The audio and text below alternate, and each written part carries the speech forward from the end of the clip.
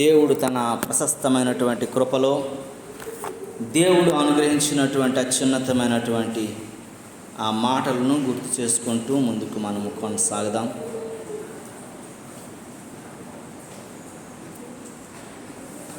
చూడండి ప్రియులారా, తీతుకు రాసినటువంటి పత్రిక మొదటి అధ్యాయము. తీతుకు రాసినటువంటి పత్రిక మొదటి అధ్యాయము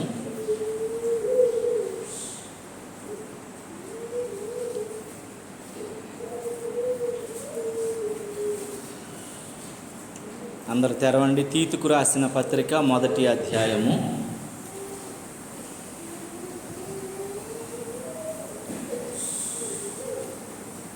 16వ వచనాన్ని చదువుకుందాము.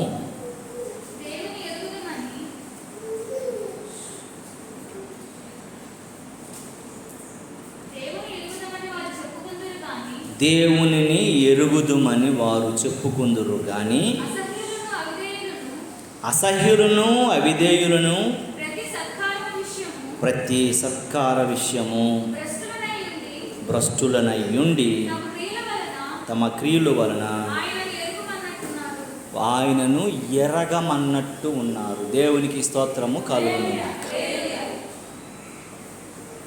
అపోస్తలుడైన పౌలు తీతుకు రాస్తూ ఈ ఉత్తరాన్ని ఆయన పంపిస్తున్నటువంటి మాటలలో, బాబు తీతు,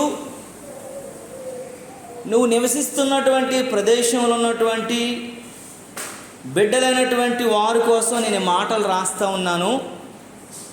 నీ కుటుంబంతో సహా ఈ మాటలను నువ్వు తీసుకోవలసి వచ్చి ఉన్నది, అవసరమై ఉన్నది అని మాట్లాడుతూ, నేను ప్రభు సన్నిధిలో ప్రార్థన చేస్తున్నప్పుడు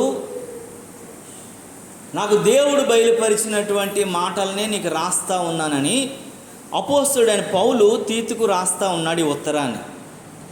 ప్రియ దేవుని బిడ్డలారా, ఆ రోజు తీతుకు రాసిన దేవుడు పరిశుద్ధాత్మ దేవుని ద్వారా ఈరోజు మనతో మాట్లాడుతున్నాడు. ఈ మాటలు చాలా జాగ్రత్తగా మనము గమనించాలి. నేను మొన్నొక ప్రదేశంలో కొంతమందితో మాట్లాడుతున్నప్పుడు, ఏమండి మేము కూడా భక్తి పరులమేనండి, మేము కూడా అన్ని రకాలైనటువంటి భక్తిని వ్యక్తం చేస్తూ ఉన్నామండి, కానీ మీరే ఎందుకండి అంత బాగా బుర్రలు కొట్టేసుకుంటారు, సన్మార్గాలను ఇదని అదని దేవుడని ఎందుకు అలాగ అయిపోతూ ఉంటారు, మీరు మాత్రమే ఎందుకండి అలాంటి పరిస్థితిని మీరు ఎదుర్కొంటూ ఉంటారని ఒక వ్యక్తి నన్ను అడిగాడు. అవునండి, నేను ఒక చిన్న విషయం మీతో పంచుకోవచ్చా నేను చెప్పాను. ఏంటి అని అంటే, ఒక వేటగాడు ఉన్నాడు, అనేకమైనటువంటి పక్షులు ఉన్నాయి. ఆ పక్షులు వేటగాడు తుపాకీ గురిపెట్టి ఆ పక్షుల మధ్యలో కొట్టినప్పుడు కొన్ని పక్షులు వెంటనే చచ్చిపోతాయి, కొన్ని పక్షులు ఏమవుతాయండి సరైనటువంటి దెబ్బ తగలక కొట్టుకుంటా ఉంటాయి. వేటగాడు పరిగెత్తి వెళ్ళిన దేన్ని పట్టుకుంటాడని అడిగాను నేను. దేన్ని పట్టుకుంటాడు? మీకు అర్థం కాలేదని నేను చెప్పింది మరొకసారి చెప్తాను. ఏమండి, క్రైస్తవులు గుండెలు బాదుకొని కొట్టుకుంటారు ఎందుకండి? కన్నీరు కార్చేస్తారు ఎందుకండి? ఏడుస్తారు ఎందుకండి? ఎవడో చచ్చిపోయినట్లు, ఏదో ఘోరం జరిపోయినట్లు ఎందుకండి అలాగని ఆయన నన్ను అడిగినప్పుడు అన్నాను నేను, అవునండి, క్రైస్తవులు కొట్టుకుంటారు, గుండెలు బాదుకుంటారు, కన్నీరు కారుస్తారు, హృదయాలను నీళ్ళ కొమ్మరించినట్లుగా వాళ్ళ హృదయాలను దేవుని సముఖంలో కొమ్మరిస్తారు. ఎందుకంటే మీకు ఒక మాట నేను చెబుతాను, జాగ్రత్తగా మీరు వినండి అని అన్నాను నేను. ఏంటనంటే, ఒక వేటగాడు తన తుపాకీ పట్టుకొని వెళ్ళి ఒక గుంపుగా ఉన్నటువంటి పక్షుల మధ్యలో ఆయన తుపాకీ పేల్చినప్పుడు ఆ చెట్టు మధ్యలో ఉన్నటువంటి కొన్ని వాటికి తగులుతాయి. కొన్ని తగిలినప్పుడు ఏమవుతుందంటే, కొన్ని పక్షులన్నీ కూడా రాలిపోతాయి. రాలినప్పుడు కొన్ని పాడగా దెబ్బ తగలగానే చచ్చిపోతాయి, మరికొన్ని ఏమవుతాయి ఉంటాయండి కొట్టుకుంటా ఉంటాయి. వేటగాడు పరిగెత్తి వెళ్ళి ఏంటి ఫస్ట్ పట్టుకుంటాడు? కొట్టుకుంటున్న వాటిని పట్టుకుంటాడు, ఎందుకంటే మళ్ళీ ఎగిరిపోతుంటాయి. మీరు ఒకటి గుర్తు చేసుకోవాలండి, మేము బతికున్న వాళ్ళమండి. అపవాది సాతాను మమ్మల్ని పట్టుకోవాలని వాడు బాణాలు వేస్తూ మా మీద ప్రయోగాలు చేస్తూ కూడాను మేము పడిపోతున్న బలహీనలమైపోతున్న పరిస్థితుల్లో కూడా మమ్మల్ని పట్టుకొని బలహీనపరచి మమ్మల్ని హతమార్చాలనుకుంటాడండి. ఎందుకనంటే చచ్చిపోని వాటి కొరకు వారు ఎందుకు వెళ్ళాడంటే చచ్చిపోయి ఆల్రెడీ. మీరు అలాంటి వాళ్ళనండి. మీరు లోక పాపపు అపరాధముల చేత మీరెవరు చచ్చిన వారు. మీకోసం పెద్ద ఆయన ఖర్చు పెట్టే అవసరం లేదమ్మా. పాప ఇక్కడికి వచ్చాము, అంకుల్ కూర్చోండి. ప్రైజ్. మీరు చచ్చిపోయినటువంటి వారు, మేము బ్రతికున్న వాళ్ళము, జీవంతో ఉన్నోళ్ళం కాబట్టి మేము కొట్టుకుంటున్నప్పుడు, ఆటగాని ఊరిలో నుండి తప్పించబడాలని కొట్టుకుంటున్నప్పుడు మమ్మల్ని వాడు పట్టుకొని హతమార్చాలన్నటువంటి ప్రయత్నాల్లో ఉంటాడండి అని నేను చెప్పగానే, బాబా మీతో మాట్లాడడం చాలా కష్టం అండి అని అన్నాడు ఆయన. ప్రియ దేవుని బిడ్డలారా, దేవుని వాక్యం ఈ ఉదయకాల సమయంలో నీతో నాతో మాట్లాడుతున్న మాటను జ్ఞాపకం చేసుకోగలగాల. మనము జీవము కలిగిన వాళ్ళము, జీవిస్తున్న వాళ్ళము. మనము మృతులము కానేరము కనుక మనలో ఉన్నవాడు లోకములో ఉన్నవానికంటే గొప్పవాడు కనుక. అయితే దేవుని వాక్యం హెచ్చరిస్తూ ఉంది ప్రియులారా. దేవుని వాక్యం చెబుతూ ఉంది, దేవుని వాక్యం మాట్లాడుతూ ఉంది. తీతుకు రాసిన మొదటి పత్రిక చూడండి. తీతుకు రాసిన పత్రిక 1వ అధ్యాయము 16వ వచనంలో దేవునిని ఎరుగుదుమని వారు చెప్పుకొందురు. ఐ నో గాడ్, నాకు దేవుడు తెలుసు, దేవుని బలం ఏంటో తెలుసు, దేవుని శక్తి ఏంటో తెలుసు, దేవుని కార్యాలేంటో నాకు తెలుసు అని చెప్పుకోవటం మాత్రమే చెప్పుకుంటారట. అనుకోవటం మాత్రమే అనుకుంటారట. ఏవన్నీ మేము చేసాం, మాకు దేవుడు ఎప్పుడో తెలుసు, మా భక్తి ఏంటో నీకేం తెలుసు, మేము చేసే కార్యాలేంటో నీకేం తెలుసు, మేము ఎన్ని చేసామో నీకేం తెలుసు అని చెప్పుకోవడానికి మాత్రమే పనిచేస్తాయి అంట. తీతు, నీ సంఘంలో ఉన్నారు, నీ ప్రాంతంలో ఉన్న ప్రజల బతుకు కూడా ఎలాగా ఉందయ్యా? బయటకు మాత్రమే క్రైస్తవులుగాను, బయటకు మాత్రమే దేవుని బిడ్డలుగాను, బయటకు మాత్రమే భక్తులుగాను, బయటకు మాత్రమే దేవుని నామమును వెంబడిస్తున్న వారుగా నేను చెప్పుకొని బతికేస్తూ ఉన్నారయ్యా. లోపల వారు కారు అని దేవుని వాక్యం చెప్తుంది. దేవుని నామానికి మహిమ కలుగునగాక. ఆ మాటలో ఒకసారి జ్ఞాపకం చేసినట్లయితే దేవుని వాక్యం అంటే దేవునిని ఎరుగుదుమని వారు చెప్పుకుందురు కానీ అసహ్యులను అవిధేయులను ప్రతి సత్కార్యమును విషయమును భ్రష్టులై ఉన్నారట వాళ్ళు. అరే ఎలాంటి వాళ్ళంట? మేము దేవుని ఎరిగిన వారమే, దేవుడు మాకు తెలుసు, దేవుని భక్తిలో ఉన్నాము, దేవుని యొక్క నామాన్ని వెంబడిస్తున్నాము, మా ఇంట్లో బైబిల్ ఉంది, మా ఇంట్లో సిలువ ఉంది, మేము అన్నీ చేస్తూ ఉన్నాము అని చెప్పుకోవడానికి మాత్రమేనంట. వారి పరిస్థితి ఎలా ఉందంటే వారు అసహ్య కార్యాలు చేసేవారు, అవిధేయులు, విధేయత లేని వాళ్ళు, చెడ్డ పనులు చేసేవారు, విధేయత లేనటువంటి మనుషులు, ప్రతి సత్కార్య విషయంలోనూ భ్రష్టులై ఉన్నారు. మంచి కార్యాలు చేయటంలో భ్రష్టులంట, దరిద్రులంట, చెడిపోయిన వారంట అని అంటాడు. చూడండి, తమ క్రియల వలన ఆయన దేవుడు తెలుసుకోడట. వారి క్రియల వలన వీళ్ళు ప్రభువుని మేము ఎరిగిన వారమే, తెలుసుకున్న వారమే, క్రైస్తవులమే, దేవుని బిడ్డలమని చెప్పుకుంటున్నారు. కానీ వారి క్రియలు, వారి యొక్క నడవడిక, వారి ఆలోచన, వారి భక్తిని బట్టి దేవుడు ఏమంటున్నాడండి? నువ్వెవడో నాకు తెలియదు అనేస్తాడు. నేను నిన్నెప్పుడు చూడలేదు అంటున్నాడు. నేను ఎరగలేదని అంటున్నాడు. నేను చూడలేదు, నువ్వెప్పుడు నా కను దృష్టి కనబడలేదు. నువ్వు అనుకుంటున్నావు, నీ క్రియలన్నీ చూస్తున్నప్పుడు నువ్వు నా బిడ్డవు, నన్ను వెంబడించే వ్యక్తిగా నువ్వు కనుమరుగైపోయావని అంటున్నాడు. 10 మంది కన్యకలను చూసి 5 లోపలికి ప్రవేశించారు. 5 యేసుప్రభు ఏమంటున్నాడు? నువ్వెవరో మాకు తెలియదు. ఒకప్పుడు వాళ్ళు భక్తి పరులని చెప్పుకున్నాలే, ఒకప్పుడు పరిశుద్ధులని చెప్పుకున్నాలే, ఒకప్పుడు దేవుని వెంబడించినాలే, ఒకప్పుడు దేవునితో సహవాసం చేసిన వారే. కానీ వారి క్రియలను బట్టి, వారి సిద్ధపాటు లేని విధానమును బట్టి దేవుడు ఏమంటున్నాడమ్మా? లాస్ట్ మాటలు అంటాడు చూడండి. తమ క్రియల వలన ఆయనను ఎరుగమన్నట్టున్నారు. దేవునికి స్తోత్రము కలుగునుగాక. వారి క్రియలను బట్టి దేవుని వెర్రగమన్నట్టున్నారు, తెలుసుకోలేని వారిగా ఉన్నారు. దేవుడు అంటే ఎవరో తెలియనటువంటి పరిస్థితిలో ఉన్నట్లుగా ఉన్నారు అని దేవుని వాక్యం చెబుతూ ఉంది. దేవుడు మాట్లాడుతున్నటువంటి మాటలను చాలా జాగ్రత్తగా మనం గమనించాలి, ఆలోచించాలి. దేవుని బిడ్డలారా, నేను దేవుని బిడ్డను అనుకోని దేవుని సముఖంకి వస్తున్నాను, దేవునికి ఇస్తున్నాను, దేవుని పనిలో ఉన్నానని అనుకుంటున్నావేమో. భక్తుడైనటువంటి తీర్తో పౌలు గారి ద్వారా దేవుడు మాట్లాడుతున్నటువంటి మాట ఏంటంటే, దేవుని ఎరుగుదమని వారు చెప్పుకోవడానికి మాత్రమే తప్ప వారి క్రియలను బట్టి, వారి ఆలోచనలను బట్టి, వారి పనులను బట్టి, వారి నడవడికను బట్టి, వారి జీవన విధానమును బట్టి వారి క్రైస్తవులు కాదు కదా. దేవుడు ఎవరో నాకు తెలియదు, దేవుడు అనేస్తున్నాడు, మీరు ఎవరో నాకు తెలియదు అన్నట్టుగా ఉన్నారట. దేవుని నామానికి మహిమ కలుగునుగా. ఉదయకాల సమయంలో మనం జ్ఞాపకం చేసుకోగలగాలి, ఆలోచించగలగాలి, మనల్ని మనం ఒకసారి సంధించుకోగలగాలి, పునర్విమర్శ చేసుకోగలగాలి. అయ్యో, సెల్ఫ్ ఎగ్జామినేషన్లో దేవుని వాక్యము నేను రెండు ఒకసారి చూసుకున్నట్లయితే ఎదురు బెదురు పెట్టి అర్థంలోకి వెళ్ళి మనకేముందా అని మనల్ని మనం చూసుకుంటున్నప్పుడు మనకేదైనా బాగులేకపోతే దాన్ని ఎలాగైతే మనం సరిచేసుకుంటామో, దేవుని వాక్యం అర్థం వంటిది కాదా అని అంటున్నాడు. కనుక దేవుని వాక్యం దగ్గరికి వచ్చి ఒకవేళ నువ్వు ఎరుగుతానని చెప్పుకుంటున్నా ఎరగలేని వ్యక్తిగా నువ్వు ఉన్నట్లు దేవుని దృష్టి కనబడుతున్నట్లయితే సరిచేసుకోమని ఈ ఉదయకాల సమయంలో దేవుడు నీతో నాతో మాట్లాడుతూ ఉన్నాడు. దేవుని నామానికి మహిమ కలుగునుగా. దేవుని వాక్యము సుత్తి వంటిది కనుక ఏమైనా సొట్టలుంటే సరిచేయడానికి ఉపయోగపడుతుంది. కనుక ఒకవేళ అది నీలో ఏమైనా సరే లోటుపాటులు, వ్యతిరేకతలు ఉన్నట్లయితే అవి సరిచేసుకోమని దేవుని వాక్యంతో చెప్తా ఉంది. దేవుని వాక్యం అగ్ని వంటిది కనుక ప్రతిదానిని కూడా చెత్తనంతటిని కాల్చి బంగారము సువర్ణాన్ని ప్రశస్తమైనటువంటి పరిశుద్ధమైనది ఎలాగైతే వేరుపరుస్తుందో నీవు దేవుని వాక్యం అనబడిన అగ్నితో సరిచేసుకోవాలని దేవుని వాక్యం చెప్తా ఉంది.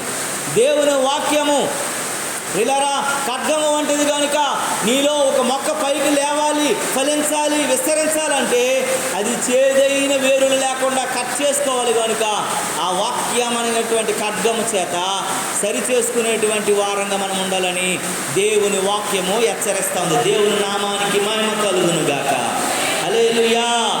ప్రియ దేవుని బిడ్డ, ఈ ఉదయకాల సమయంలో మనము జ్ఞాపకం చేసుకోగలగాలి, ఆలోచించగలగాలి, దేవుని మాటను మనం వినగలగాలని దేవుని వాక్యం హెచ్చరిస్తుంది. మనం తగ్గించి దేవుని మాటలు మాట్లాడుతూ ఉన్నాడు, దేవుడు దర్శిస్తూ ఉన్నాడు.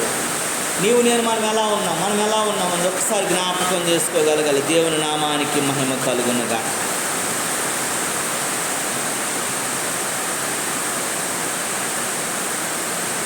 దేవుడు ఇలాంటి విషయాలలో చాలా పదే నీతో నాతో మాట్లాడుతున్నటువంటి సంగతులను మనము జ్ఞాపకం చేసుకోవలసిన వారమై ఉన్నామని దేవుని వాక్యం హెచ్చరిస్తా ఉంది. యోహాను మొదటి పత్రికను చూడండి. యోహాను మొదటి పత్రిక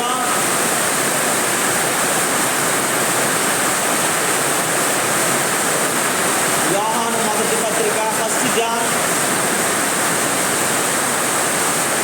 2వ అధ్యాయము 4వ వచనాన్ని జ్ఞాపకం చేసుకుందాం.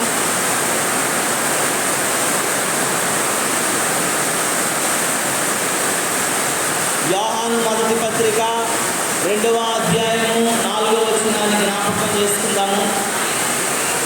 ఆయనను ఎరిగి ఉన్నానని చెప్పుకొనుచు ఆయన ఆజ్ఞలను గైకొనువాడు అబద్ధికుడు, వానిలో సత్యము లేదు అని దేవుని వాక్యం చెప్తా ఉంది.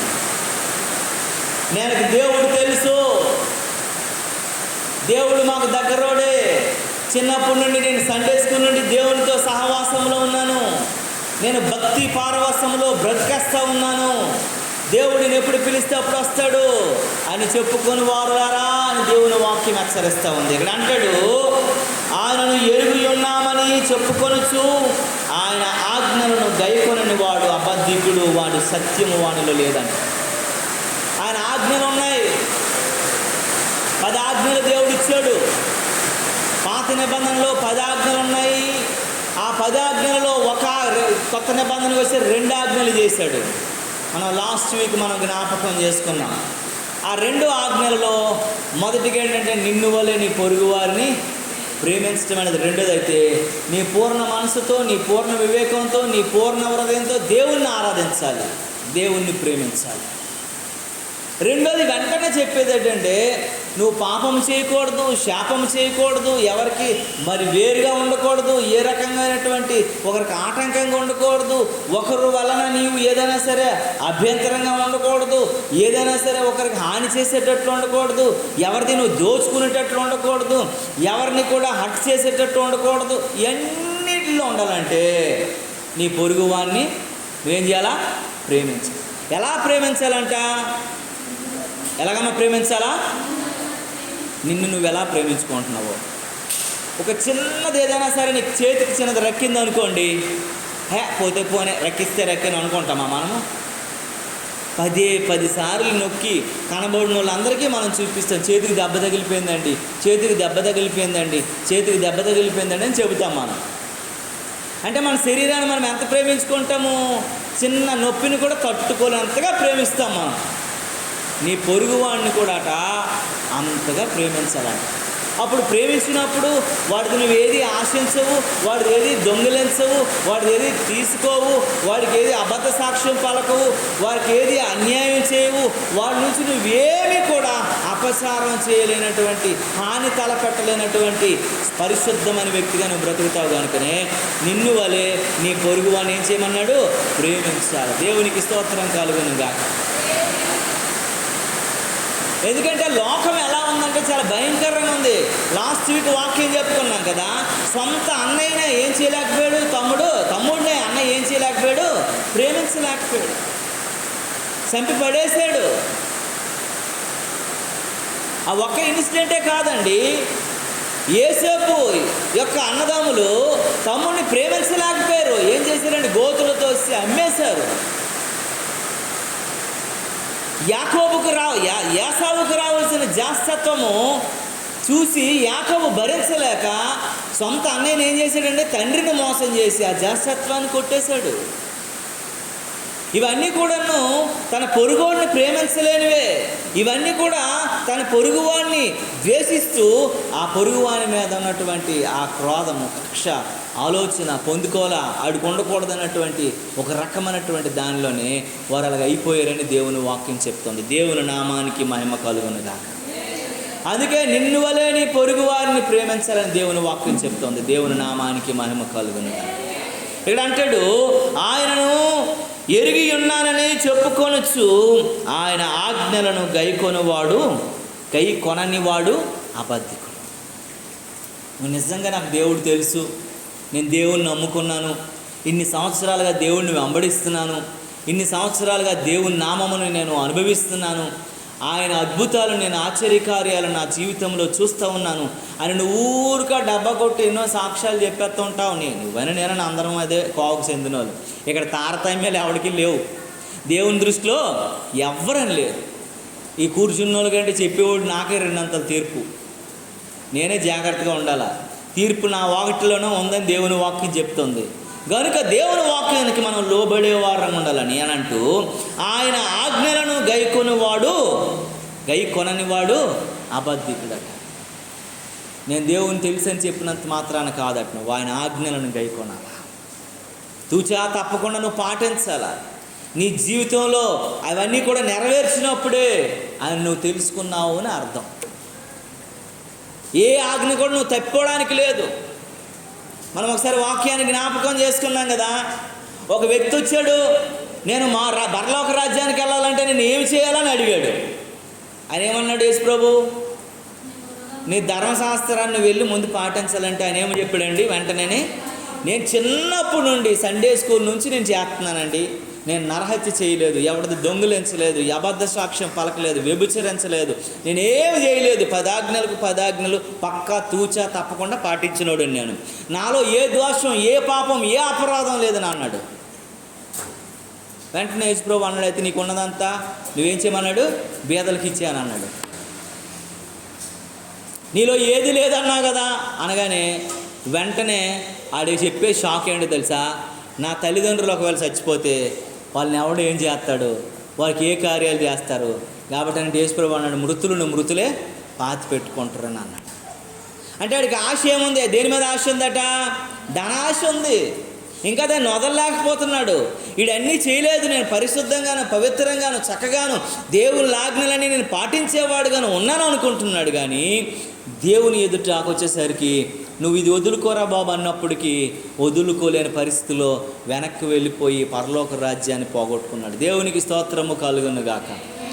ఒకవేళ ఇక్కడ ఉన్నటువంటి మనం కూడా దేవుని ఆజ్ఞల్లో ఏదైనా ఒక ఆజ్ఞను పాటించకపోతే పరలోకం నీకు దక్కదని దేవుని వాక్యం చెప్తుంది.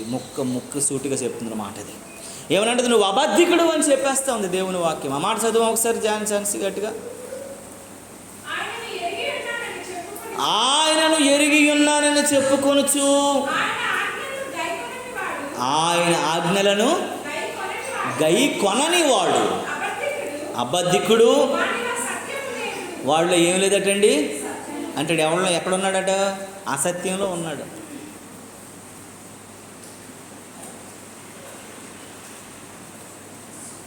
ఆయన యేసుప్రభు ఎవరట? నేనే మార్గాన్ని సత్యాన్ని. నువ్వు యేసుప్రభువులో ఉన్నావనంటే నీలో ఏముండాలా? సత్యం ఉండాలా. నువ్వు ఆజ్ఞలు ఎప్పుడైతే పాటించలేదో నీలో సత్యం లేదు, అసత్యం ఉంది. నువ్వెలాగా దేవుణ్ణి వెంబడించగలవు? ఆయన సత్యమై ఉన్నాడని అంటున్నాడు కదా. నీకు సత్యం లేదని దేవుడే చెబుతూ ఉన్నాడు కదా, దేవుని వాక్యమే చెబుతూ ఉంది కదా. ఇంక నువ్వు అసత్యంలో కూరుకుపోయావు కదా, నువ్వంతా అబద్ధం చెప్తున్నావు కదా. అబద్ధం ఆడకూడదని 10 ఆజ్ఞలో ఒక ఆజ్ఞ ఉంది కదా. చూడండి మనం ఎలా ఉన్నామో ఆలోచించుకోవాలి. నేను పరిశుద్ధుడిని కనుక మీరును కూడా పరిశుద్ధులై ఉండండి అని దేవుని వాక్యం చెప్తా ఉంది. ఆయన సత్యమై ఉన్నాడు కనుక మనం కూడా సర్వ సత్యంలోనికి వెళ్ళాలంటే ఆయన సత్యంలోని మనం అనుభవించే వారంగా ఉండాలంట. దేవునికి స్తోత్రము కలుగునుగా. నువ్వు సర్వసత్యంలోకి వెళ్ళాలంటే ఇక్కడ ఉన్నటువంటి ఆయనే సత్యం అనబడినటువంటి ఆ మార్గం కూడా నువ్వు ప్రయాణం చేసినప్పుడే సర్వసత్యంలోనికి నువ్వు ప్రవేశిస్తావని దేవుని వాక్యం హెచ్చరిస్తూ ఉంది. అందుకే నువ్వు ఒకవేళ నేను ఎరుగును దేవుడు నాకు తెలుసు, నేను క్రైస్తవుడిని, నేను క్రైస్తవురాలని, నేను దేవునితో సహవాసం కలిగి ఉన్నాను, నేను ప్రార్థన అనుభవంలో నన్ను చెప్పుకుంటున్నావేమో, దేవుని వాక్యం చెప్తోంది దేవుని దృష్టికి నువ్వు అలా లేవు. ఎందుకంటే ఆజ్ఞలన్నీ నువ్వు తప్పిపోతున్నావని దేవుని వాక్యం మనతో మాట్లాడుతుంది. ఎన్నో ఆజ్ఞలు మనం తప్పిపోతున్నాం, ఎన్నో ఆజ్ఞలు మనం వదిలేస్తున్నాం, ఎన్నో ఆజ్ఞలను మనము వివరించలేకపోతున్నాం, మన జీవితంలో అనుభవం చూపించలేకపోతున్నాం. ఈ మధ్య నేను వెళ్తున్నప్పుడు ట్రాఫిక్ దగ్గర నేను ఆగాను. ఆగితే ఒక ఆమె వచ్చి నాకు డబ్బులు అడిగింది. నేను అన్నాను, అమ్మా నువ్వు పెద్ద ఆమెవి, నీ ఏజ్ ఒక 30 సంవత్సరాలు ఉంటాయి, ఆ చిన్న పిల్ల 6 నెలలు పసికొందు, అభం తెలియదు శుభం తెలియదు, ఆమె ఏం తప్పు చేసిందని ఈ మలమల మండిపోతున్నటువంటి ఎండలో దవదవ పడుతున్నటువంటి వర్షంలో తడిపి మరీ అడిగేస్తున్నాం. ఆమె ఏం అన్యాయం నీకు చేసింది? నిన్ను కొట్టిందా, నిన్ను తిట్టిందా, నిన్ను ఏం చేసిందని ఆమె హింసిస్తున్నామని అడిగాను నేను. ఆమె చెప్పే మాట ఏంటో తెలుసా? మా పొట్ట ఎలా గడుస్తుంది బాబు అని అడిగింది ఆమె. నేను పక్కకు బండి ఆపి నీకు 200 ఇస్తాను పక్కకు రా అని అడిగాను. వచ్చింది. నీకు 2 కాళ్ళు దేవుడిచ్చాడు, 2 చేతులు దేవుడిచ్చాడు. 2 ఇళ్ళల్లో ఇంటి పని చేసుకున్న ఒక ఇంట్లో 10,000 ఇస్తున్నారు వైజాగ్లో. అంటే 20,000 నువ్వు సంపాదిస్తావు. మిగిలిందో ఉండిపోయిందో ఏదో ఒకటి ఇస్తూనే ఉంటారు. రోజో టిఫినో అన్నమో కూరో ఏదో చారో ఇస్తూనే ఉంటారు. ఈ పిల్లలకు ఫుడ్ దొరుకుతుంది, నువ్వు కూడా చక్కగా ఉండొచ్చు. ఈ రోడ్డును పడి ఎండలో మాడి వర్షంలో తడిచి ఈ చిన్న పసికందుతో నువ్వు వీళ్ళకి ఆట ఆడుకోవడం నీకు ఎంతవరకు సబబో నీ గుండ్లు మీద చేసుకుని ఒకసారి చెప్పను అన్నా నేను. అలా కాదు బాబు, ఎవరు మాకు పని ఇస్తారనంది. ఎందుకు ఎవరు మా ఇంట్లో పని చేయరా, నేను 10,000 ఇస్తాను అన్నా నేను. నాకు 2,000 వద్దండి వెళ్ళిపోతానని చెప్పింది. 200 వద్దనేసి నేను మళ్ళీ ఆమె దగ్గరికి వెళ్ళాను. నేను చూసావమ్మా, రేపు దేవుడి దగ్గర నువ్వు లెక్క అప్పగిస్తావు. ఈ అమ్మాయి మొర, ఈమె అమ్మాయి కష్టం, ఈ అమ్మాయి బాధ దేవుడు చూస్తున్నాడు. ఈ అమ్మాయి దానిని బట్టి నువ్వు శ్రమ అనుభవిస్తావు, చాలా జాగ్రత్త, నరకంలో దేవుడు నిన్ను బజ్జీ లేపినట్లు లేపేస్తాడని చెప్పేసి ఆ పిల్లకి పాల్గొని నువ్వు తినే కానీ ఆ 200 ఇస్తానని వాగ్దానం చేశాను కాబట్టి ఇచ్చేసి నేను వెళ్ళిపోయాను. పిల్లరా, ఆ పిల్ల ఏం చేయలేదండి, చిన్న పిల్ల. నేను ఎందుకంటే నాకు బాధ అనిపిస్తుంది, ఒకరు బిస్కెట్ ప్యాకెట్ ఇచ్చారు, నేను ఆమెకు అడగకపోదును, ఆ బిస్కెట్ ప్యాకెట్ తీసుకొని చింపి ఈమె 2 బిస్కెట్ ప్యాకెట్లు తినేసింది, ఆ 2 బిస్కెట్లు తినేసింది, ఆ పాపకు ఒక బిస్కెట్ కూడా పెట్టలా. ఎవరికైనా ఇచ్చారా బిస్కెట్లు? ఆ పాపకని ఇచ్చారు కదా. నువ్వు దేవుని ఆజ్ఞలు ఎక్కడ నువ్వు పాటిస్తున్నావు? నువ్వు దేవుని మాట ఎక్కడ నువ్వు పాటిస్తున్నావు? నువ్వు దేవుని చిత్తంలో ఎక్కడున్నావు? దేవుని వాక్యాన్ని ఎక్కడ నువ్వు నెరవేరుస్తున్నావు? నువ్వు చెప్పుకోవడం వరకు మాత్రం నేను క్రైస్తవ బిడ్డనని చెప్తున్నావు, కానీ నీలో కొంచెం కూడా సత్యం లేదని దేవుని వాక్యం హెచ్చరిస్తుంది. దేవుని నామానికి మహిమ కలుగునుగాక. అందుకే అంటాడు కదా, నువ్వు సత్యవర్తనుడు అయితే చీకటిని ప్రేమించక నువ్వు వెలుగునే ప్రేమిస్తావు, దేవుని ఆజ్ఞలను నెరవేరుస్తావు, దేవుని మాటను నువ్వు అవలంబిస్తావు, దేవుని మాటను నువ్వు అనుసరిస్తావు, దేవుని వాక్యానుసారంగా నువ్వు బ్రతకడానికి ఇష్టపడతావు, దేవుని స్వారూప్యంలోనికి నువ్వు దినదినము పరివర్తనలో రావడానికి ప్రయత్నం చేస్తూనే ఉంటావు. దేవుని నామానికి మహిమ కలుగునుగాక. హల్లెలూయా, హల్లెలూయా. మనం అనుకుంటున్నాం దేవుని బిడ్డలమని, దేవుని ఎరిగిన వారమని, దేవుని తెలుసుకున్న వారమని, దేవుని వెంబడిస్తున్న వారమని. దేవుడు అంటున్నాడు, మీరు అబద్ధం చెప్తున్నారు, మీరు సత్యంలో లేరు, అసత్యంలో ఉన్నారని హెచ్చరిస్తూ ఉన్నాడు. దేవుని నామానికి మహిమ కలుగునుగాక. చూడండి, మరొక మాట జ్ఞాపకం చేసుకుందాం.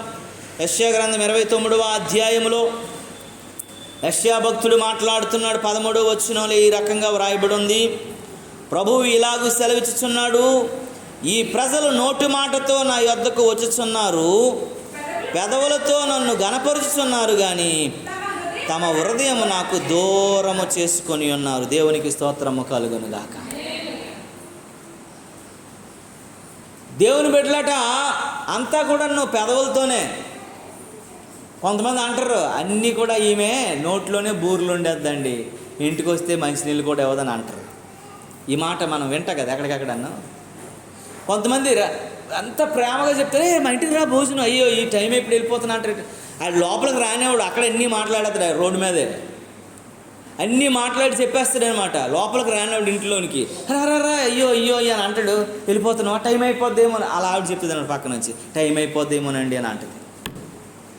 సరేనమ్మ అయితే వెళ్ళండి అని వెళ్ళిపోతారు. కనుక దేవుని వాక్యం ఏం చెప్తుందంటే, ప్రభువు ఇలాగ సెలవిచ్చుతున్నాడు. ఎవరు మాట్లాడుతున్నాడటండి?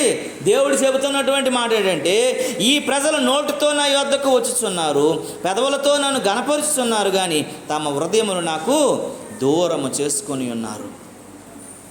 హృదయం లేదు దగ్గరికి. దేవుడు హృదయాన్ని, దాని అంతరంద్రియాలను ఎరిగినటువంటి వాడు. ఆయన హృదయ శుద్ధి గలవారు దానిలో వారు దేవుని చూస్తారని చెప్తున్నాడు. దేవుడు అంటున్నాడు, హృదయమే ఆయనకి ఆలయం అంటున్నాడు, హృదయంలో ఆయన నివసిస్తాను అంటున్నాడు. కానీ ఏది దేవునికి అవసరమో అది దేవునికి ఏం చేస్తున్నారు? వాళ్ళు దూరం పెట్టేస్తున్నారట. దేవుడికి ఏం కావాలో అది దగ్గరకు ఉంచట్లేదు, దేవునికి ఏది అవసరమో అనవసరమో అది దగ్గరకు ఉంచుతున్నారు. నీ మాటలు దేవునికి అవసరమా? నువ్వు మాట్లాడితే దేవుడు బ్రతుకుతాడా? దేవుడు మాట్లాడితే నువ్వు బ్రతుకుతావా? చెప్పండి, ఎవరు మాట్లాడితే ఎవరు బ్రతుకుతారు కదా? ఆయన మాట్లాడితే మనం బ్రతుకుతాం కదా. నాతో నీవు మాట్లాడినచో నే బ్రతికెదను ప్రభు. ఆయన మనతో మాట్లాడితే మనము బ్రతుకుతాం. ఎందుకంటే నీ వాక్యము నన్ను బ్రతికించాను, నా బాధలలో అది నాకు నెమ్మదిని కలుగు చేస్తుంది. ఆయన మాట్లాడవు, నీ నోటితోనే ఆయనతో అన్నీ మాట్లాడేస్తున్నావు. ఇన్ని మాట్లాడుతున్నావు, ఆయన ఎక్కడ నివసించాలనుకుంటున్నావు ఆ హృదయము ఆయనకు అప్పగించట్లా. యవనస్తులైతే లోకములు ఉన్నవన్నీ హృదయంలో దాచుకుంటున్నారు. పెద్దోళ్ళైతే ధనము, ఆస్తి, అంతస్తులన్నీ హృదయంలో దాచుకుంటున్నారు. ఇంకా మరీ వృద్ధాప్య స్థితిలోకి వచ్చిన వాళ్ళు ఇవేమీ అనుభవించలేదు, ఈ కాలంలో మాకెందుకురా బాబు అన్నటువంటి ఈ లోక సంబంధం ఏదో అనుభవించాలన్నటువంటి ఆశల మధ్యలో అది అణగారిపోతున్నారు. దేవునికి హృదయంలో చోటు ఇవ్వట్లేదు. అందుకే దేవుని వాక్యం అంటుంది, మీరు పెదవులతో మాటలు మాత్రమే నాకు దగ్గరగా ఉన్నాయి తప్ప మీ హృదయం నాకు చాలా దూరం అయి ఉందని అంటాడు. చూడండి ఇక్కడ కిందకి అంటాడు చూడండి, వారు నా ఎడల చూపి భయభక్తులు మానవుల విధులన్నిటిని బట్టి వారు నేర్చుకున్నవి. ఏదో భయము భక్తి చూపిస్తున్నట్టున్నారు, ఏదో కన్నీరు మోకాళ్ళు వేసి ఏదో నేను ఆయన తగ్గించుకుంటున్నాను, తగ్గింపు స్వభావం కలిగిన వ్యక్తి నేను అనుకుంటున్నారు కానట అవన్నీ లోకంలో వేసిన సింధులే చేస్తున్నారు తప్ప దైవపరమైనవి కావు అని దేవుని వాక్యం చెప్తూ ఉంది. ఇది చాలా బాధాకరమైన. ఒకసారి మన యాంగిల్లో మనం అక్కడ నిలబడి ఊహించుకొని మాట్లాడండి ఒకసారి. ఇవన్నీ అంటే లోకంలో ఉన్నవే నువ్వు చేస్తున్నావు. కొన్నిసార్లు మనము బస్సుల్లోనూ ట్రైన్లోనూ ప్రయాణం చేస్తున్నప్పుడు వెళ్తూ ఇలాగ కొట్టేసుకుంటూ ఉంటారు, ఇలాగ కొట్టి ఆడి భక్తిపరుడని కాదు, అలా కొట్టేసుకొని ఒక ఫోన్ వెంటనే వస్తుంది, ఆడేంటి అని ఇంక మామూలుగా ఉండవాడు మాటలు వింటుంటే. బూతులు మాట్లాడుతూ ఉంటాడు, ఎన్నెన్నో మాటలు మాట్లాడుతూ ఉంటాడు, ఇష్టం వచ్చినట్లు మాట్లాడుతూ ఉంటాడు. కారణం ఏంటంటే పైకి భక్తి వేషం, హృదయం అంతా కూడా మోసం. ఇదే ప్రభువా నా విశ్వాస జీవితం. నువ్వు బయటికి మాత్రమే బాగున్నావు, లోపల ఎలా ఉన్నావు దేవుడు దాని హృదయాన్ని దాని లోపల ఏంటో అవన్నీ గ్రహించేవాడు ఆయన. ఎందుకట హృదయం మోసకరమైనది, అది ఘోరమైన వ్యాధి. దాన్ని ఎవడు గ్రహించలేడు, దేవుడు ఒక్కడే గ్రహించగలడు. ఇప్పుడు ఇంతమంది కూర్చున్నారు కదా, మనం ఎవరిని ఏమనుకుంటున్నామో మనకు తెలుసా? హృదయంలో మనం తిట్టుకుంటున్నామా, హృదయంలో అసూయ పడుతున్నామా, హృదయంలో ఏమని అనుకుంటున్నామా ఎవరికైనా తెలుస్తుంది? ఆ పక్కన ఉన్నా సరే తెలియదు మనకి. ఎందుకంటే దాన్ని ఎవడు గ్రహించలేడు. ఈ నోటి మాట ముఖ కవలికలను బట్టే ఓ మనిషి ఇలా ఉన్నారు అలాగ ఉన్నారని మనం అనుకుంటాం తప్ప హృదయము అంతరంగాలను ఆయన పరిశీలించేటువంటి వాడు. అందుకే నాకు అది కావాలంటున్నాడు. ఏమి తెచ్చి నేను దర్శిస్తానయ్యా అని ఒక భక్తుడు అంటున్నాడు. ఏమి తెచ్చి నేను దర్శించగలను? యోబేలు అంటాడు, ఏమి తెచ్చి నేను రుణాన్ని నేను తీర్చుకోగలను? వేలాది పొట్టేలనా, వేలాది నదులంతా విస్తారమైన తైలాన్నా ఏమిచ్చి నేను దర్శించగలను ప్రభువా అని అంటాడు. దేవుణ్ణి దర్శించడానికి మనం ఏపాటోళ్ళమండి, ఆయన రుణం తీర్చుకోవడానికి మనం ఏపాటోళ్ళమండి, ఆయన గణపరచడానికి మనం ఏపాటి వారమండి, మనం ఒత్తివారం అని దేవుని వాక్యం చెప్తా ఉంది. అందుకే ఆయన కావాల్సింది ఏంటంటే విరిగి నలిగిన హృదయం, ఆయనకి ఇష్టమైన అది అర్పించట్లా. నేను కొన్ని సంఘాల్లో వాక్యం చెప్తున్నప్పుడు ఆ సందా పెట్టులోనికి లేకపోతే ఇలా జాలీలు పట్టుకుని వస్తారు, అందులోకి దూరం వాళ్ళు పెట్టే కవర్లో అంటే అంతంత డబ్బు వేస్తారు, కానీ మనసు మాత్రం దేవునికి వేయరు. విరిగి నలిగిన హృదయము ఆయనకి ఇష్టమైన బలి అని చెప్తుంటే అది అర్పించట్లా. డబ్బులు ఎవడో దేవుడికి కావాలా? మనుషులు ఎందుకో నాకు అర్థం కాదు. కొన్నిసార్లు దేవుడికి ఎందుకు దూరం అయిపోతున్నారో. సంఘంలో మేము ఇది ఇస్తాము, ఎంత పెట్టాము, ఎంత ఇచ్చాము అన్నటువంటి వారిని వారు గణపరుచుకోవటం కొరకు దేవుని హృదయాన్ని అర్పించలేని వారుగా దేవునికి దూరస్తులైపోతున్నారనే భయం వాళ్ళు లేకపోయింది. నేను తునిలో ఒక బ్యాప్టిస్ట్ చర్చ్ ఉంది, నన్ను అక్కడ పాస్టర్గా పనిచేయమన్నారు. ₹1,00,000 జీతం ఇస్తామండి, మా సంఘం 5,000 మంది ఉంటారు, 6 కోట్లు పెట్టి చర్చ్ కట్టాము, మీరు నెలలో ఆదివారం ఒక్కరోజు వస్తే చాలు, అప్పుడప్పుడు చిన్నవి ఏమైనా కాటేజ్ ప్రేయర్స్ గృహ కూడికలు ఉంటే మేము పిలుస్తాం, అంతవరకు మాకు ఒక అసిస్టెంట్ పాస్టర్ ఉన్నాడు, ఆయనకు 35,000 పెట్టుకున్నాము, మీకు ₹1,00,000 ఇస్తాం, వచ్చినప్పుడు మీరు పెట్రోల్ ఖర్చులు కూడా ఒక 5,000 10,000 ఇచ్చేస్తాం, మీరు రండి అని నాకు పిలిచారు. నాకు ఒక పాస్టర్ గారు బాగా సుపరిచితుడు, చాలా స్నేహితుడు, ఫ్రెండ్, ఆయన నాకు అన్నాడు, ఆదివారం ఒకరోజు వెళ్తాముడు ఏమైపోద్ది, ₹1,00,000 ఇస్తున్నారు కదా, వారానికి 25,000 వెళ్తాముడు అని అంటే, అన్న నాకు మనస్సు ఒప్పుకోవట్లేదన్నా అని అన్నా. నేను కొన్ని 4 వారాలు వెళ్ళి వాక్యం చెప్పురా, ఒక నెల చూడు అని అంటే ఒక 2 వారాలు వెళ్ళాను. వాళ్ళు నాకు ఫస్ట్ వెళ్ళగానే ఏం చెప్పారు తెలుసా? పాస్టర్ గారు మీరు గట్టిగా మా సంఘంలో వాక్యం చెప్పకూడదు. దేవుడురా, మేము కొన్ని అంటే ప్రేమ, ఆప్యాయతలు, ఆశీర్వాదాలు, దీవెనలు చెప్పండి. మీరు పాపాలు, పుణ్యాలు, మోసాలు, వడ్డీలు వీటి కొరకు మీకు చెప్పకండి అని నాకు చెప్పాడు. అని అనుకున్నాను నేను. రెండోది ఏంటంటే ఎవరిని టార్గెట్ చేసినట్లు మీరు మాట్లాడకండి అని అన్నాడు. మూడోది ఏంటంటే వాళ్ళు ఎలాగైనా కర్మాను పోనీయండి, దేవుడికి లెక్క అప్పగించుకుంటారు, మీరు వాళ్ళని కొంచెం సంతోషపెడుతూ కొంచెం మంచిగాను కానుకలు వచ్చేటట్లు వాక్యం చెప్పండి అని అన్నాడు. మీరు అందరూ బయటికి వెళ్ళండి అని చెప్పాను. నేను ప్రార్థన చేసుకుంటాను కొద్ది నిమిషాలు, దేవుడు ఏది మాట్లాడితే నేను అది మాట్లాడితే మీరు వెళ్ళిపోండి అన్నాను. ప్రభువా నేను వెళ్ళిపోదాం అనుకున్నాను, మరి ఆదివారం నాడు వచ్చేసాను కదా, ఎక్కడికో దగ్గరికి ఆరాధనకి వెళ్ళాలి కదా, ఇక్కడ ఈరోజు వీళ్ళకి తోలు తీసి వెళ్ళిపోవాలి ప్రభువా అని నా మనసులో అనుకున్నాను. మీరు నమ్మరు, నేను వాక్యం చెప్పాను. అక్కడ 45 నిమిషాల కంటే ఎక్కువ చెప్పకూడదట. మళ్ళీ నాకు అదొక కండిషన్ పెట్టారు. నేను 1.5 గంట వాక్యం చెప్పాను. ఒక్కొక్కరు కారాలు, మిరియాల కంటే ఇంకా వేరైన కారం ఏమి ఉంటే అవన్నీ నూరేస్తున్నారు అక్కడ. ఊరే 4 లక్షల జీతాన్ని వదిలేసుకొని ₹1,00,000 కోసం మీరు చెప్పినట్టు నేనండి పెట్టరా, నేను డబ్బులు ఇచ్చుకోండి, నేను చెప్పినట్టు ఆలినేవారు. ఆ పేపర్ కావాలా, ఈ పేపర్ కావాలా, అది కావాలి, ఇది కావాలంటే నా మాట ఆలినేవారు. ఇప్పుడు మీ మాట మీ డబ్బులు ఇస్తారని నేను వెంటరా బాబు అని గట్టిగా వాక్యం చెప్పాను. 2 గంటలు 1.5 చెప్పాను. ఇచ్చేసి ఆ సంఘ పెద్ద వచ్చి, పాస్టర్ గారు ఫస్ట్ కదా తెలియక నెక్స్ట్ వీక్ నుంచి సెట్ అయిపోతారని అన్నాడు. ఆ మైక్ తీసుకొని, ఇదే మీకు ఫస్ట్ అన్ని వీక్లు, నెక్స్ట్ వీక్ నుంచి నేను రాను, మీరు పరలోకానికి తక్కువ, నరకానికి ఎక్కువ, మిమ్మల్ని దేవుడు కూడా క్షమించలేడనేసి ఏ కారులో నుంచి మర్యాద తీసుకొచ్చారో కారులో నన్ను డ్రాప్ చేయండి అన్నాను. కారు ఎక్కి కూర్చున్నాం. ఆ డ్రైవర్కి పాపం వెళ్ళమన్నారు, కానుక ఇమ్మని సరే తీసేసుకోండి అని చెప్పేసి ఎక్కి వచ్చేసాను. ఇప్పటికి నాకు వాళ్ళు ఆ సంఘం నుంచి ఆ సంఘ పెద్దలు 2 సార్లు నా దగ్గరకు వచ్చారు. మీరు ఎలాగ మీకు నచ్చినట్లు చెప్పండి, మీకు నచ్చినట్లు వాక్యం చెప్పుకోండి, మా సంఘానికి మీరు రండి. ఆ ఒక్క మెసేజ్ మా సంఘంలో చాలామంది జీవితాలు మార్చేసిందని చెప్పాడు వాళ్ళు. మీరు 1.5 గంట మాట్లాడినప్పుడు కొంతమంది భయపడిపోయారు, బాధపడిపోయారు, గుండ్లు బాదుకున్నారండి. ఇంకా చాలామందిలో దేవుడు పనిచేశాడు, ఏడ్చారు, కన్నీళ్ళు కార్చారు. వాళ్ళందరూ మేము వెళ్ళిపోయిన తర్వాత ఈవినింగ్ మీటింగ్ పెట్టుకుందామని పెట్టి, ఆ పాస్టర్ మాకు కావాలని పిలుస్తున్నారు. ఇంచుమించు 2,000 మంది పిలుస్తున్నారట. లేకపోతే మేము వెళ్ళి వేరే సంఘం పెట్టేసుకుందాం అన్నారట వాళ్ళు. సంఘ పెద్దల నా దగ్గరకు వచ్చి, మీకు 1,50,000 కావాలా, 2 లక్షలు కావాలా, 2 మేము జీతం ఇస్తాము, మీకు నచ్చినట్లు మీరు ఉండండి, మీరు నచ్చినంత సమయం చెప్పండి, ఫుల్ మీకు అన్నీ అప్పగించేస్తామని అన్నారు.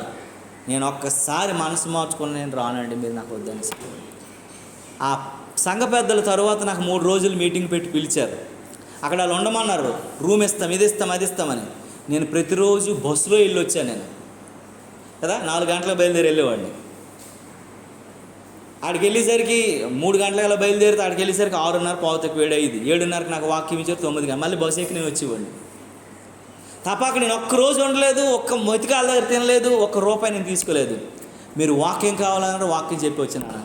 ఎందుకనంటే నువ్వు దేవుని దృష్టికి అనుకూలంగా లేకపోతే, దేవుని దృష్టికి నువ్వు అబద్ధికుడు అయితే, దేవుని దృష్టికి నీలో సత్యం లేకపోతే నువ్వెన్ని చేసినా వేస్ట్.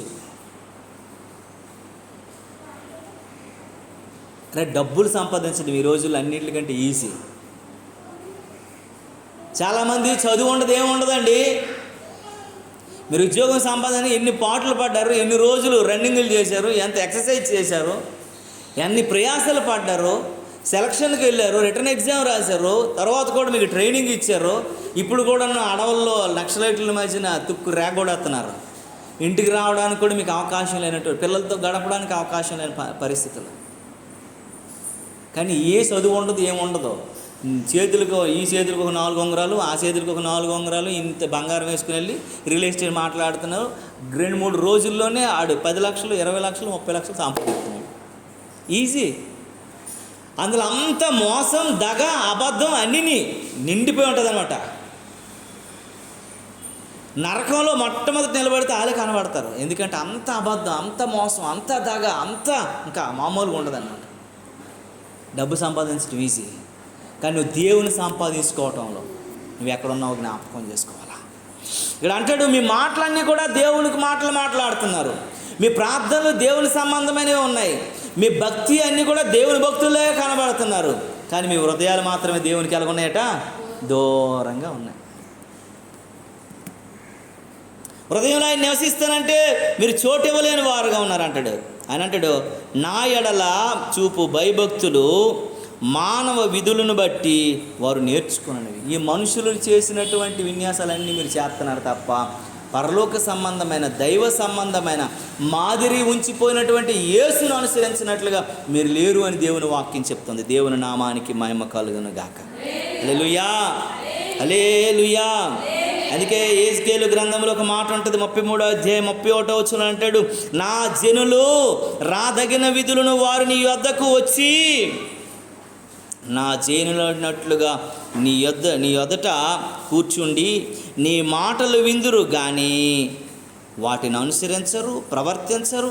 వారి నోటితో ఎంత ప్రేమ కనపరుచుదురు కానీ వారి హృదయము లాభమును అపేక్షించుచున్నదని అంటారు. ఇంత రాసి ఉంది అక్కడ, నా జనులు రాదగిన విధముగా. మీరు ఎలాగ రావాలో, ఏ సమయానికి రావాలో అన్ని రకాలుగా వచ్చేస్తున్నారు, తెల్లగొడ్లు వేసుకొని బైబిల్ పెట్టుకొని. చదువమ్మా.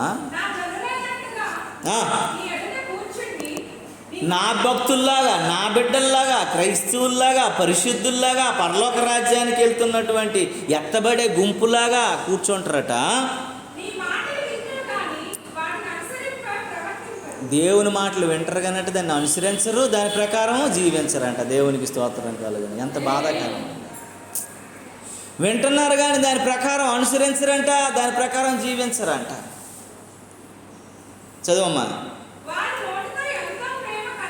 వారి నోటు మాటలు మామూలుగా ఉండదు, కత్తికి తేనె పూసినట్లుగా అన్నీ కనపరిచేస్తూ ఉంటారు కానీ వాళ్ళ హృదయం అయితే నాకేంటి అనేటువంటి భక్తిలో ఉంటారట. దేవునికి స్తోత్రం కలుగును గాక.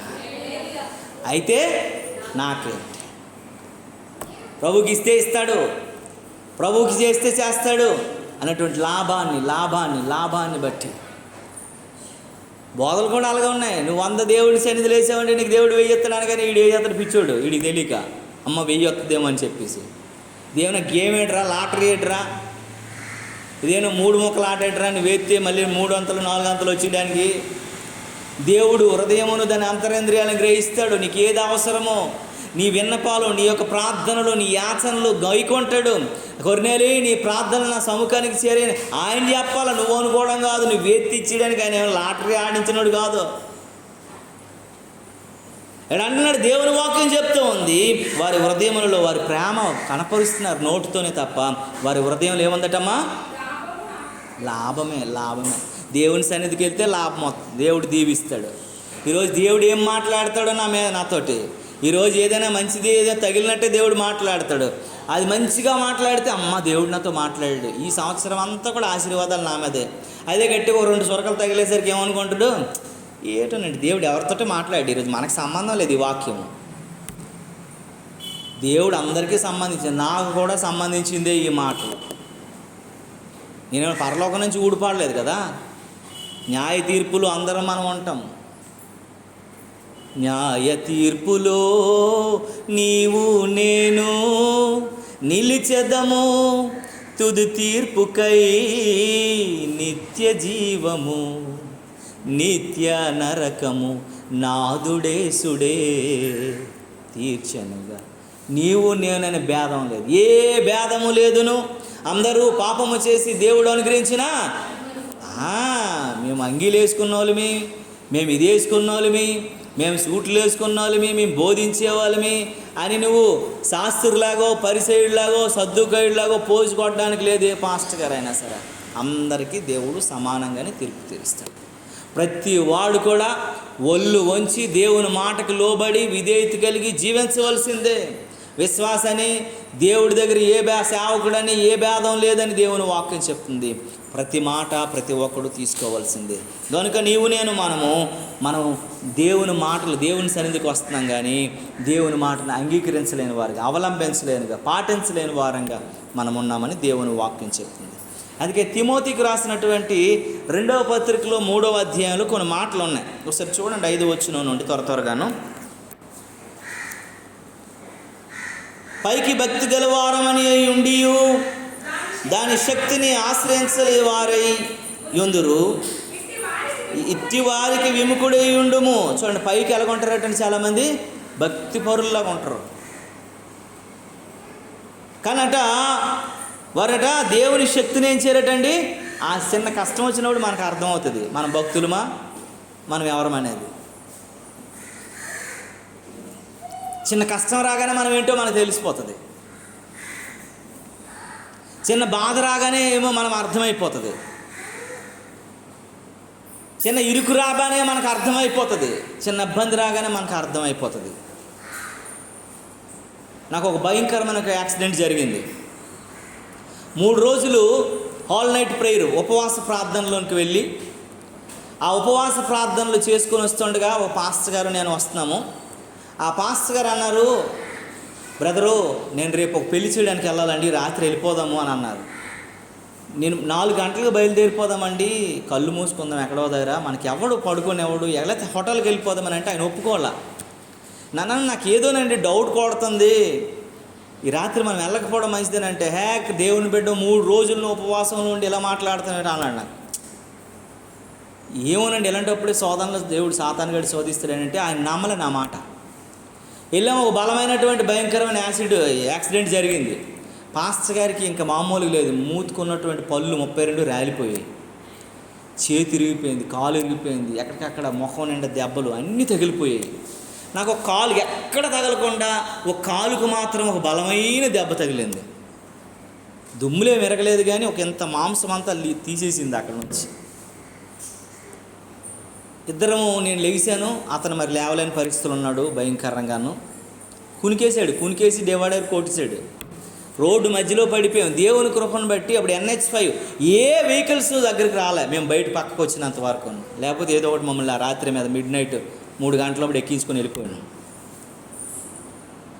నేను ఆ పాస్టర్ గారికి పక్కకు తీసుకెళ్ళి 108 కొత్తగా వచ్చి ఫోన్ చేస్తే 108 హాస్పిటల్కి తీసుకెళ్ళాడు. కుట్లు వేసారు, అన్నీ అయిపోయింది. ఆ రోజు కాకుండా నెక్స్ట్ రోజు నేను ఒక దగ్గర వాకింగ్ చెప్పాల.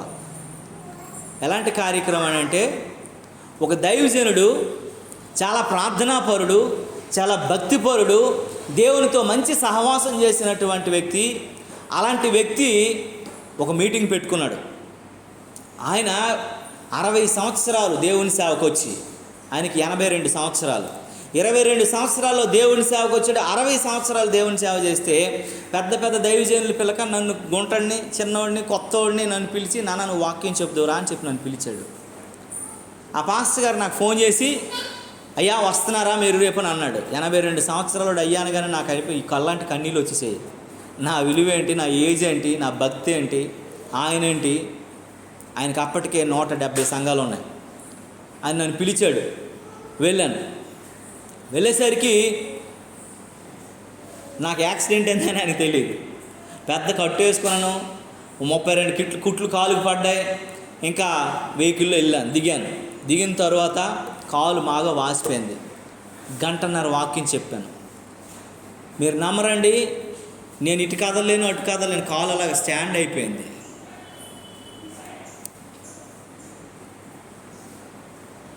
నాతో దేవుడు ఏం మాట్లాడాడంటే, ఆ ముందు రోజు శ్రమలో ఉన్నప్పుడేనయ్యా నువ్వు నా కొరకు పని చేయాలా, కష్టంలో ఉన్నప్పుడయ్యా నువ్వు పని చేయాలా, నిన్ను బట్టి నేను అక్కడ మహిమపరచబడాలనుకుంటున్నాను, నా నామం మహిమపరచబడడానికి నువ్వు రావాలి అని చెప్తే, దేవుని మాటకు నేను కాదనుకుండా అక్కడికి వెళ్ళాను.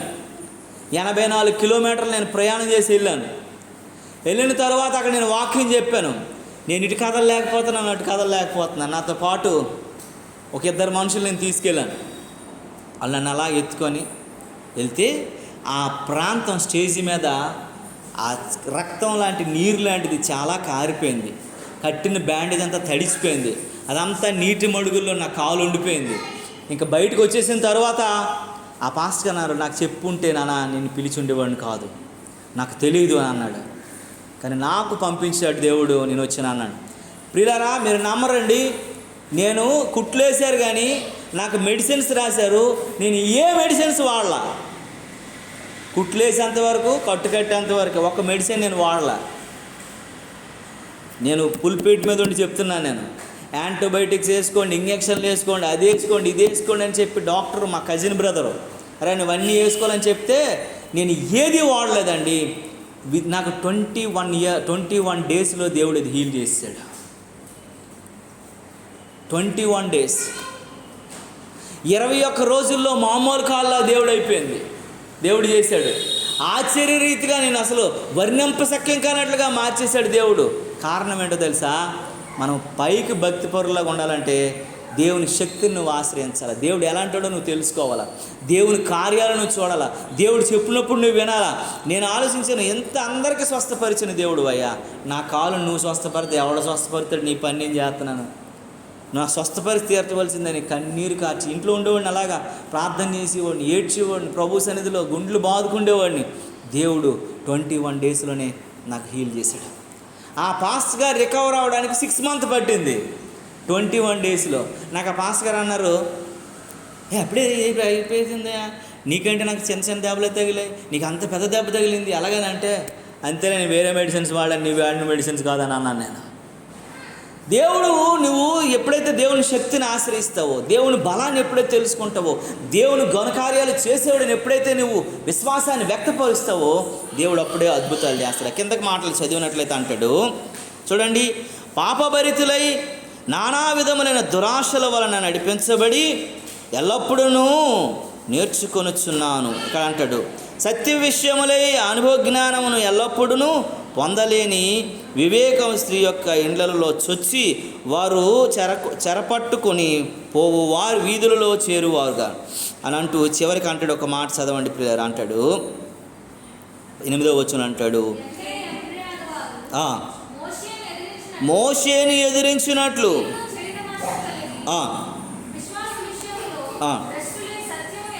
దేవునికి స్తోత్రం కలుగును. ఒక ఇద్దరు ఉన్నారు, వాళ్ళు మోషేని ఎదిరించారు, నాయకుడిని ఎదిరించారు, నడిపించేవాడిని ఎదిరించాడు. ఇక్కడ దేవుని వాక్యం ఏం చెప్తుందో తెలుసా అండి? విశ్వాస విషయములలో వీరు చెడిన మనసు వారై భ్రష్టులై సత్యాన్ని ఎదిరిస్తున్నారట. మనం చాలాసార్లు అసత్యాన్ని ఎక్కువ మనం నమ్ముతాం, సత్యాన్ని ఎదిరించేస్తాం. కాదు, ఆ చెప్పిన మాటలు వెంటవేంటి, ఆ మాటలు నమ్ముతావేంటి, ఆ మాటకు విలువిస్తావేంటి? మనం అసత్యపు మాటలకు ఎక్కువ ఇష్టపడతాం, సత్య మాటలు మనం ఇష్టపడం. నువ్వు సత్యాన్ని ప్రేమించు, సత్యాన్ని ఎదిరిస్తావు. అందుకే దేవుడు చెప్తున్న మాటలు నువ్వు చాలా జాగ్రత్తగా గమనించాలని దేవుని వాక్యం చెప్తుంది. అందుకే అంటాడు కదా, తమ మనసుల్లో దేవునికి చోటేయని వాళ్ళక వారి కార్యములు చేతూ, అందుకే దేవుడు వారికి భ్రష్టు మనసుకు అప్పగించాడంట. రోమిలకు రాసిన పత్రికలో అంటాడు, దేవుడు నిన్ను ఏం చేస్తాడట? నువ్వు సత్యాన్ని చోటు ఇవ్వకపోతే, దేవుని మాటకు వినకపోతే, దేవుని యొక్క కృపకు నువ్వు లోబడకపోతే భ్రష్టు మనసుకు నిన్ను అప్పగించేస్తాడని దేవుని వాక్యం చెప్తా ఉంది. భ్రష్టు మనస్తత్వంలోకి వెళ్ళిపోతామని దేవుని వాక్యం చెప్తుంది. అది మంచిది కాదని దేవుని వాక్యం చెప్తుంది. నువ్వు క్రైస్తవురాలివి అని చెప్పుకుంటే, క్రీస్తు బిడ్డవని నువ్వు చెప్పుకుంటే, క్రీస్తు సారూప్యములోకి నువ్వు మార్చినంత కాలం కూడా నువ్వు చెప్పుకున్న పెద్ద ప్రయోజనం లేదంట. అదంతా అసత్యం, అబద్ధం అని దేవుని వాక్యం చెప్తుంది. మనం తీతుకులు ఏం చదువుకున్నామమ్మా? ఏం చదువుకున్నాము? తీతుకు పత్రిక 1వ అధ్యాయం 16వ వచనం మరిచిపోండి మీరు.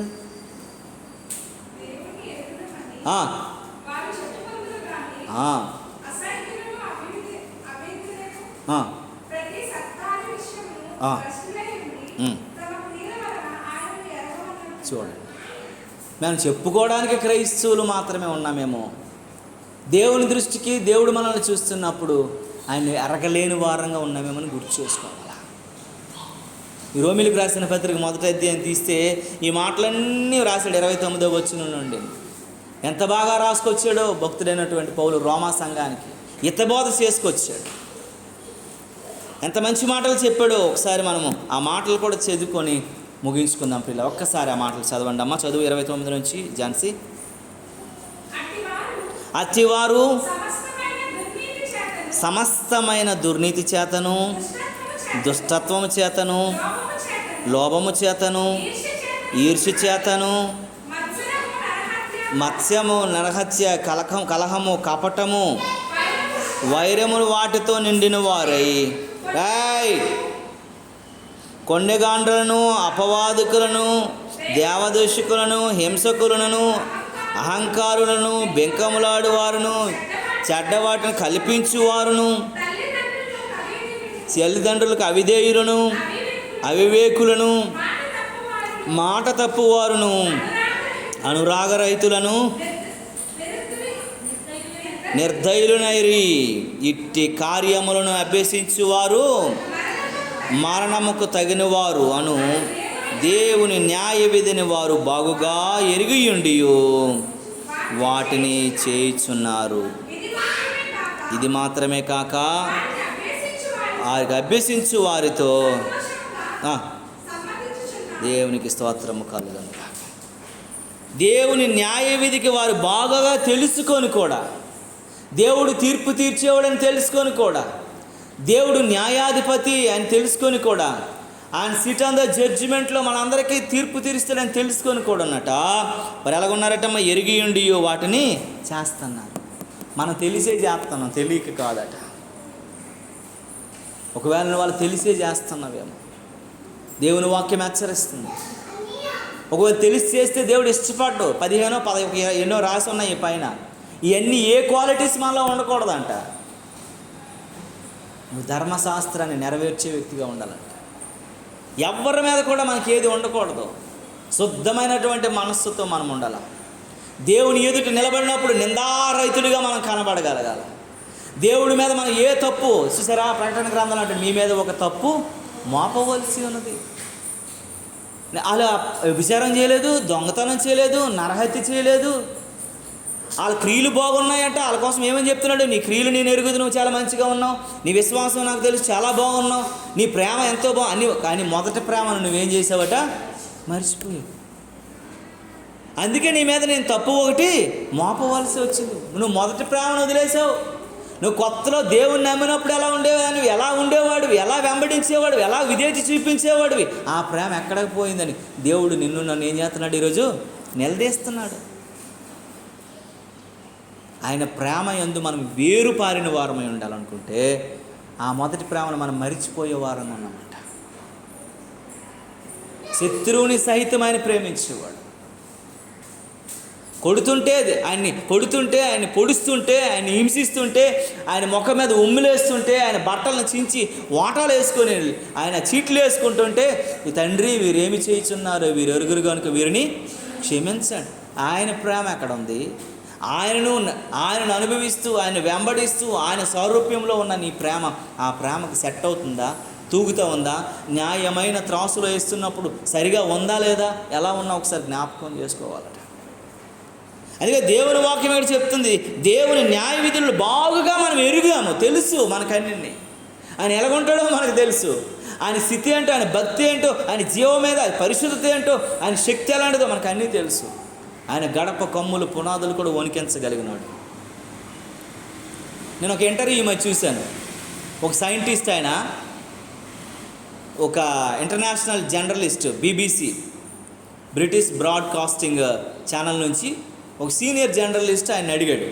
ఏమని అడిగాడు అంటే తెలుసండి, మీరు అంతరిక్షానికి 13 సార్లు వెళ్ళారు కదా, 13 సార్లలో మీకు గ్రేట్ ఏమనిపించిందని అన్నాడట. ఆయనట 5 గ్రహాల మీదకి వెళ్ళాడంట. ఆయన ఒకే వ్యక్తి 13 సార్లు 5 గ్రహాల మీదకి వెళ్ళిన వ్యక్తి ఆయననంట. మీరు గూగుల్లో కూడా చెక్ చేసుకోవచ్చు.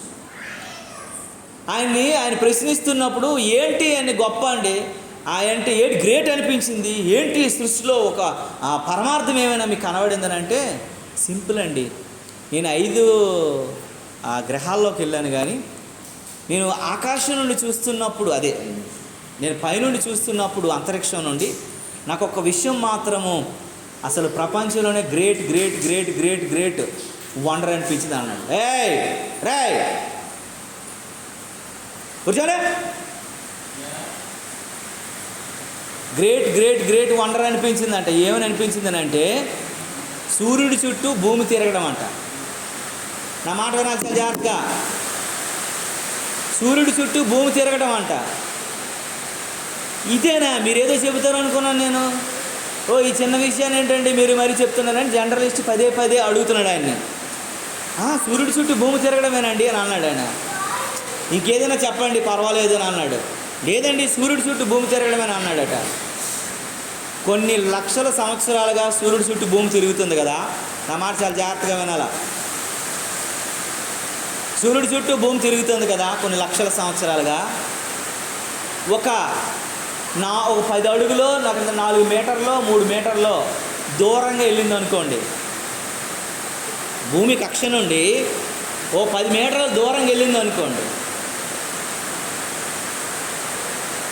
భూమి ఏమవుతుందో తెలుసా అండి? మొత్తం అంట గడ్డకట్టిపోద్దట. నేను అడిగితే భూమి గడ్డకట్టిపోద్దని చెప్పాడు ఆయన. ఆయన ఆయన అడుగుతుంటే 10 మీటర్లు కానీ 5 మీటర్లు కానీ పక్కకి వెళ్ళిందని అంటే ఆ కక్ష నుండి భూమి అంతా గడ్డకట్టిపోతుంది, మంచుతో నిండిపోద్ది. ఇంకా మనుషులు ఎవడు బతకడు, చెట్లు ఉండవు, ఏముండవు అని చెప్పాడు. అంతా మంచులో కూరిపోయి కప్పెడిపోతుంది ఇంకా అని చెప్పారు. సముద్రాలన్నీ కూడా గడ్డకట్టిపోతాయి, మనిషికి నీరు లేకుండా అయిపోతుంది అని చెప్పాడు ఆయన. అదే భూమి సూర్యుడికి దగ్గర ఒక 5 మీటర్లు వచ్చింది అనుకోండి, చెట్లు సముద్రాలన్నీ ఎండిపోతాయట. ఇంకా భూమి మీద నీరు ఉండదు, భూమి మీద చెట్లు ఉండవు. ఆ ఎండకు మనిషి తట్టుకోలేక మనుషులు కూడా చచ్చిపోతారు, జీవరాశులు అన్నీ కూడా చచ్చిపోతుంది, మొత్తం డ్రై అయిపోద్దని చెప్పాడు. ఇన్ని లక్షల సంవత్సరాలుగా అటు మంచు గడ్డకట్టకుండా ఇటు ఎండిపోకుండా దేవుని సృష్టిలో అదే కక్ష మీద సూర్యుడికి సమపాల్లో భూమి ఎక్కడ ఉండాలో అదే కక్షలో దేవుని మాట వింటూ భూమి తిరుగుతూనే ఉందండి. మనమే దేవుని చుట్టూ తిరగకుండా లోకం చుట్టూ తిరుగుతున్నామని నేను చెప్పాడు. ఆ జర్నలిస్టు పిచ్చి ఎక్కిపోయాడు, బుర్ర పిక్కేసుకున్నాడు ఆయన. మీరు ఇది ఎక్స్ప్లెయిన్ చేసేంత వరకు కూడా మీరు చాలా ఈజీ అనిపించిందండి. భూమి ఇటు వెళ్ళడం ఏంటంటే పెద్ద ఎంతేమండి, 5 గ్రహాల మీదకి వెళ్ళేవాళ్ళు మీరు ఏదో చెప్తారు అనుకున్నాను. ఆ మట్టిది, ఆ గాలిది, ఆ వాతావరణం ఇది ఏదో చెప్తారు అనుకుంటే మీరు ఇది ఇక్కడ తిరుగుతుందని చెప్తున్నారు, మాకు తెలుసు కదా అని అనిపించింది. కానీ అది 5 మీటర్లు ఎక్స్ట్రా ఇటు వెళ్ళినా అటు వెళ్ళినా ఇంత ఘోరం జరుగుతుంది, ఇంత పరాభావం జరుగుతుంది అని అంటే ఊహించుకుంటేనే భయం వేస్తుందని అన్నాడు జర్నలిస్ట్. అంటే సృష్టి దేవుని మాట వింటుంది. ఒక సైకిల్ కొని 6 నెలలు తొక్కితే బేరింగ్లు అరిగిపోతాయి, బ్రేకులు అరిగిపోతాయి, అన్నీ అరిగిపోతాయి, టైర్లు అరిగిపోతాయి. లక్షల సంవత్సరాలుగా దేవుడు శూన్యంలో తిరుగుతూనే ఉంది భూమి. ఏది అరగలేదు, ఎవడు రిపేర్ చేయలేదు, చక్కగా తిరుగుతుంది. దాని కక్షలో నన్ను ఉంది, చెప్పినట్టు చేస్తుంది. నువ్వు నేను ఆదివారం మందికి రామంటే ఈరోజు ఎన్నో మనకు పనులు. ఈరోజు అది సైతాన్గాడు దేటో కానీ ఆ రోజు అన్నీ సెట్ చేస్తాడు ఖాళీ చూసుకొని. రాత్రి నుండో నిన్నటి నుండి శనివారం నుండి స్టార్ట్ చేస్తాడు, అన్నీ సెట్ చేసి నీ ముందు ఒక లిస్ట్ పెడతాడు.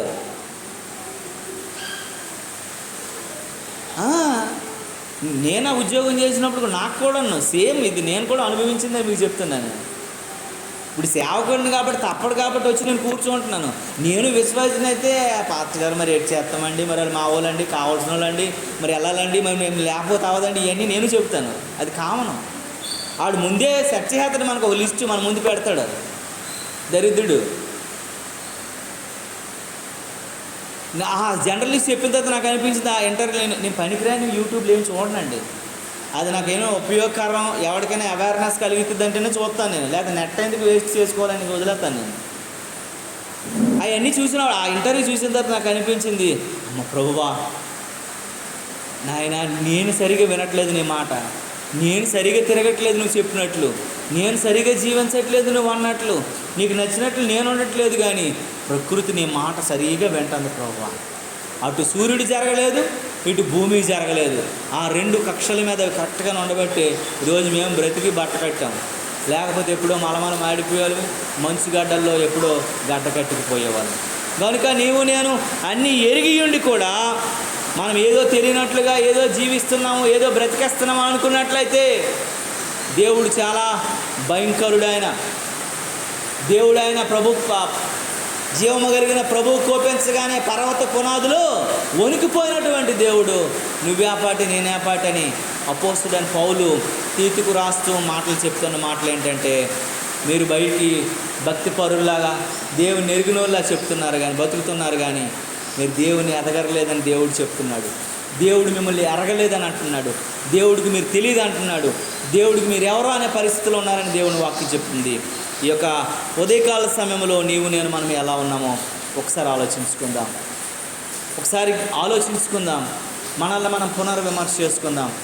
ప్రభు వాక్యాన్ని ముందు పెట్టి దేవుని సముఖంలో, ప్రభువా నా జీవితం ఇది, నా పరిస్థితి ఇది, నాయన నా స్థితి ఇది, నా ఆలోచన ఇది, నేను ఎలా ఉన్నాను ప్రభువా, నీ ఆజ్ఞలు నేను పాటిస్తున్నానా, నీ మాటకు నేను లోబడుతున్నానా, నీ మాట చొప్పున నేను నడుస్తున్నానా, నీ మాటకు నేను విధేయత చూపిస్తున్నానా, అయ్యో నేను మామూలుగా నాకున్న బలాన్ని బట్టో, శక్తిని బట్టో, డబ్బుని బట్టో, నా యొక్క స్థితిగతులను బట్టో నేను పెచ్చురేగిపోతున్నానేమో, ప్రకృతి నీ మాట వింటుంది, నేనైతే నీ మాటకు నేను లోబడలేని వ్యక్తిగా ఉన్నాను, నాయనా నువ్వు భయంకరుడువు, నీ ఉగ్రత నా మీద రాకముందే నేను సరి చేసుకోగలిగిన కృప నాకు ఈ ప్రభు అని ప్రభు సన్నిధిలో కొద్ది నిమిషాలు అలాగ మనం కళ్ళు మూసుకొని వేడుకుందాం.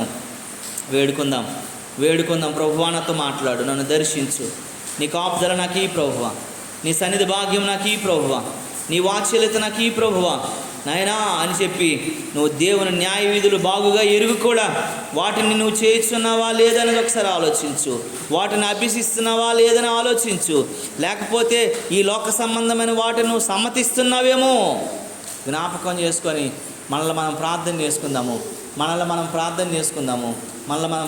చేసుకుందాము. ఒకసారి జ్ఞాపకం